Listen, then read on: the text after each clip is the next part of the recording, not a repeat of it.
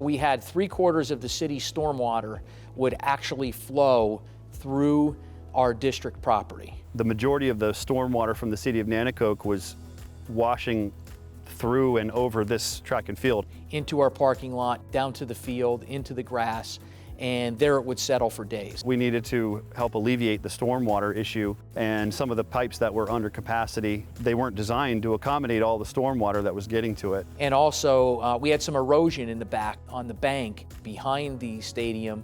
That was an issue for a long time. JHA came and diverted the water from going onto the property, solidified the bank behind the stadium, got the sediment from going into the creek bed, away from it, and put the water right into the main creek.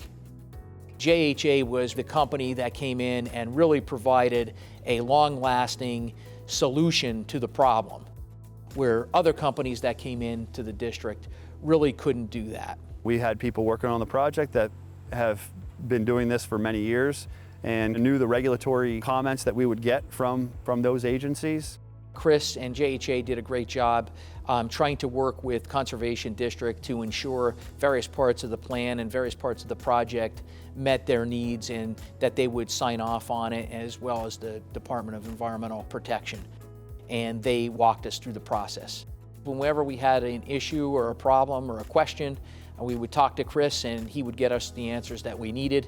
He was very easy to work with, and he knew and understood all of the legal as well as the environmental regulations. We're not just there to get a project completed. All of our solutions that we went through several iterations of was ultimately to both meet the requirements of the regulations and also to make them a happy client and to save them money in the long run. One of the things that JHA did for us was they looked at a couple different options, all of which were viable options, but they worked with the district to stay within our budget and within our means, which did in fact save the district money in the long run. Just being able to come alongside of the school district and be able to solve that problem and also achieve the permits for what we're doing here, I think is just a great testament to our team and the relationships that we've built along the way.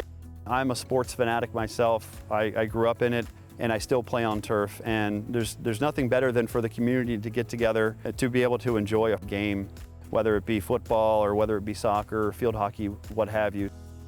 The whole community is absolutely in love with the new stadium and the new field. They are so excited about coming out to a football game on a Friday night on the new turf field with the Trojan head in the middle of the field. That's what they love.